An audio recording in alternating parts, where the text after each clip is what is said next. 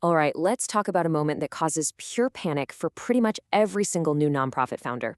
You're there, you're filling out your very first big grant application, it's all going great, and then bam, it asks for your Form 990, and the problem is you don't have one. So what now? Let's break it down. Right? That question pops up, and your heart just sinks. You've poured your soul into getting this organization off the ground, you've written the perfect proposal, and now this one missing document feels like you've hit a brick wall. Is it really a deal breaker? Does it mean you're just not ready? Well, the short answer is no, not at all. But why it's not a deal breaker is absolutely crucial. So before we jump to the solution, we have to get inside the funder's head for a second. Why do they care so much about this one form? Well, you have to think of the Form 990 as their crystal ball. It's the standardized, totally public document that gives them a really transparent look deep inside your organization's financial health, your operations, the whole shebang.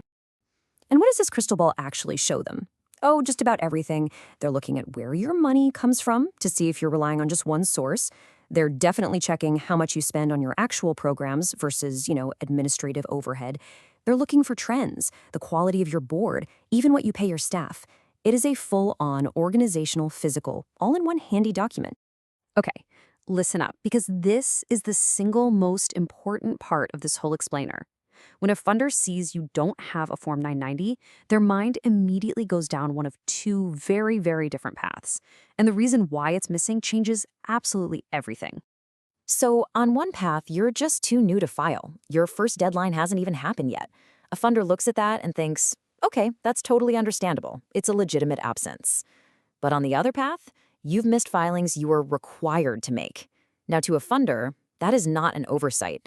That's a massive red flag that screams compliance failure. So let's assume you are in that first group. You're the brand new organization, you're doing everything right.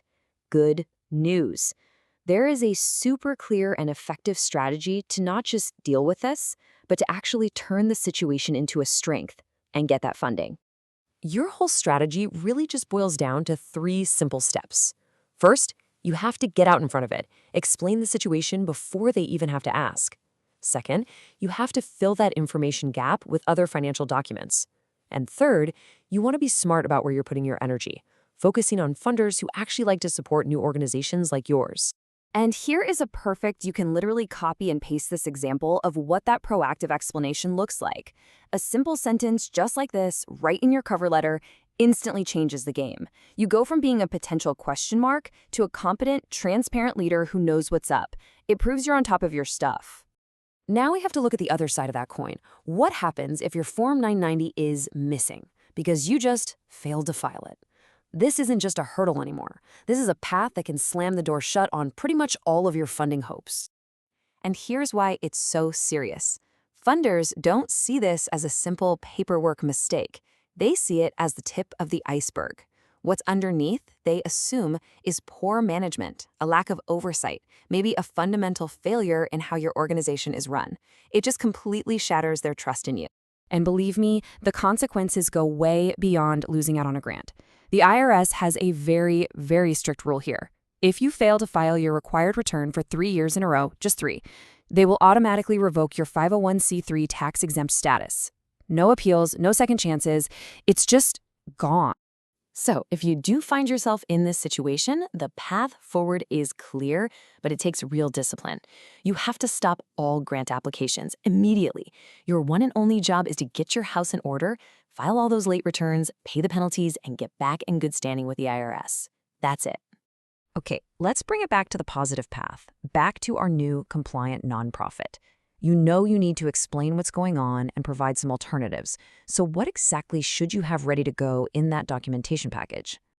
Here is your checklist. This is what you need to build a bulletproof case for yourself. So of course, you need that clear written explanation we talked about. You also need a detailed operating budget that shows you've actually planned things out. Recent bank statements are great because they prove you're actually doing stuff. And finally, having some formal financial policies. Oh, this one is key. It proves a level of maturity and responsibility that makes funders feel really secure about investing in you. So the real takeaway here is this. A missing Form 990 isn't a weakness. It's just a fact of life when you're new. Your job isn't to apologize for not having a long history. It's to powerfully and clearly communicate your vision for the future. When you're proactive and transparent, You prove that you're a safe, compelling investment. So the only question left is, what story will your documents tell?